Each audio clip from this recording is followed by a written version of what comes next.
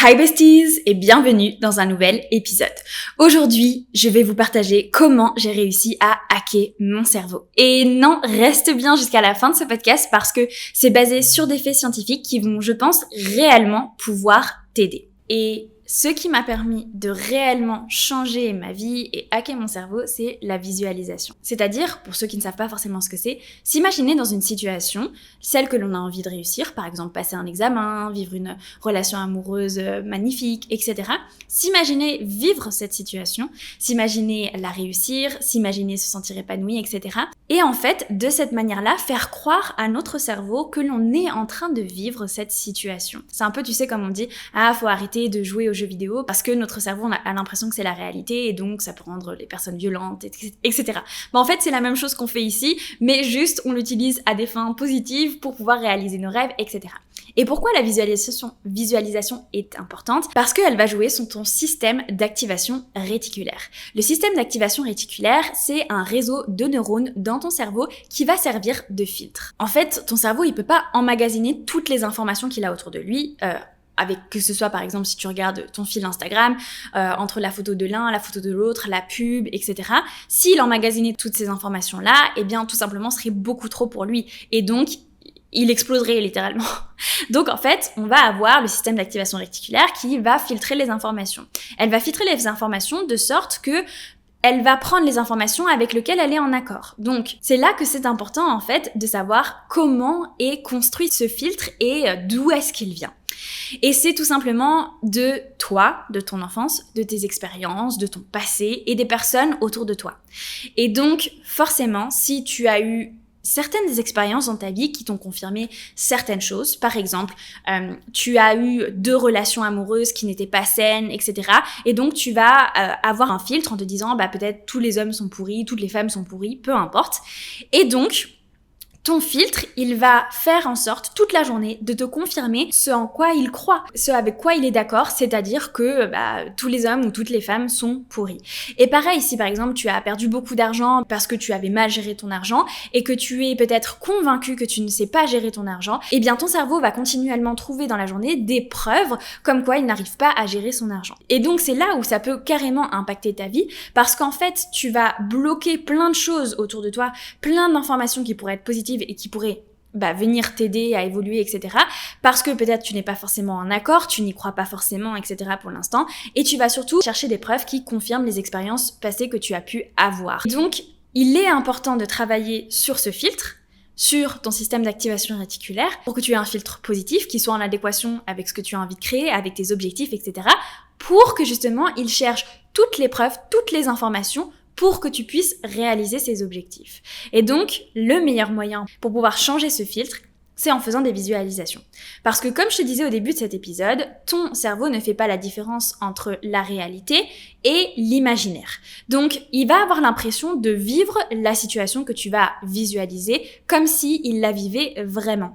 Et de cette manière-là, cela va agir sur ton filtre. Parce que si tu t'imagines en train de vivre une relation amoureuse magnifique, en train d'emménager dans ton appartement de rêve, en train d'avoir un business successful, en train d'avoir la promotion de tes rêves, en train de déménager dans le pays que tu as toujours souhaité, etc. Si tu imagines tout ça, eh bien ton cerveau va avoir l'impression de le vivre et va faire en sorte de trouver toutes les informations, toutes les preuves autour de lui pour confirmer que oui, c'est possible, oui, tu peux le faire, oui, tu es en train de créer ta réalité. Et donc c'est là que c'est hyper puissant. Et personnellement, j'ai énormément pratiqué les visualisations, je le fais encore, et je peux vous dire que ça impacte ma vie. Mais je vous dirai ça un petit peu plus en détail après.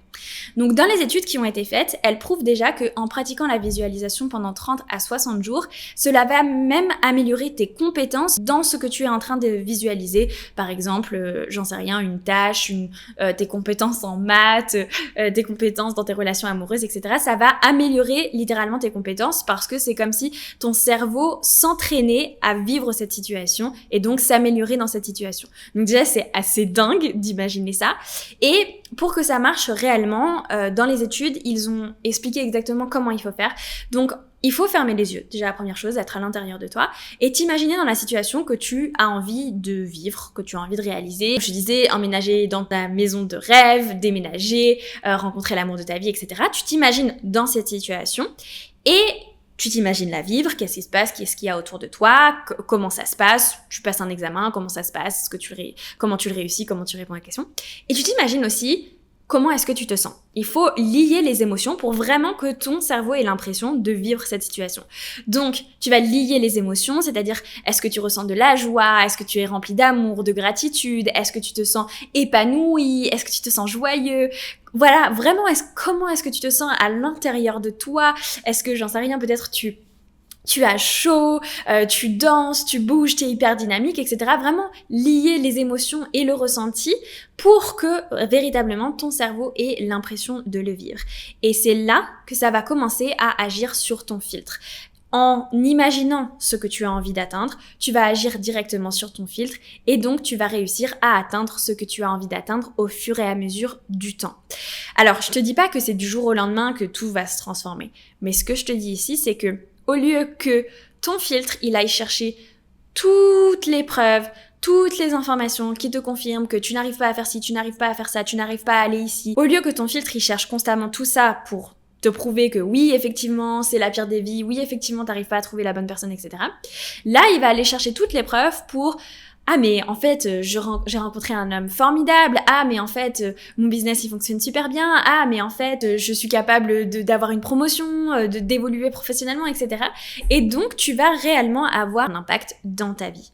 Et je tenais à vous le partager aujourd'hui et à vous partager aussi l'aspect scientifique qui a été prouvé dans des études aux États-Unis parce que personnellement j'ai vu une réelle différence sur moi. Et comme je vous ai déjà expliqué, alors je viens d'une famille où voilà, il y a un peu deux côtés, un côté où il y avait voilà très peu voire pas d'argent, un autre côté où c'était plus aisé. Moi j'ai jamais manqué de rien, mais la relation à l'argent, que ce soit des deux côtés de ma famille, était très mauvaise. J'ai eu un oncle qui avait beaucoup d'argent, mais il n'en a pas profité jusqu'à ses 60 ans. Il vivait comme s'il avait genre 1000 euros par mois avec des chaussons troués et enfin voilà.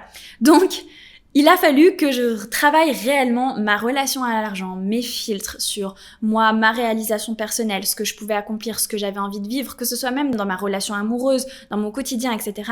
Reprogrammer tous ces filtres qui sont en fait programmés par notre enfance, nos expériences, nos traumatismes, etc. Vraiment les reprogrammer pour qu'en fait, notre cerveau nous montre toutes les preuves que l'on est capable de vivre la vie qu'on a envie de vivre, qu'on est capable de réaliser nos rêves, qu'on est capable de vivre la meilleure des vies, d'être épanoui, d'être aligné avec soi-même, etc. Je trouve que c'est fondamentalement important et que cela peut totalement transformer une vie. Honnêtement, au cours de ces 3 dernières années, ma vie n'a jamais autant changé et évolué. Et je vous dirais pas que c'est juste les visualisations, ce serait faux. J'ai fait beaucoup de travail sur moi, etc. Mais je pense que le fait vraiment de travailler sur soi et notamment de changer les filtres que l'on peut avoir en fait sur notre perception de ce qui nous entoure peut complètement impacter une vie. Pour vous raconter une petite anecdote, quand j'étais à l'université, c'était la première année d'HEC. J'ai cru à la fin de l'année que j'avais loupé mes examens. Alors, ils faisaient pas la bonne moyenne et une note sur 5 en Suisse, donc c'était pas non plus habituel. Mais vu que mon filtre, il était convaincu, en fait, j'étais convaincue, j'avais un peu ce syndrome de l'imposteur, etc. Et que je voyais beaucoup de gens redoubler, je me disais, moi, je pense que je suis pas assez forte pour passer directement en 2e année, je vais sûrement redoubler, etc.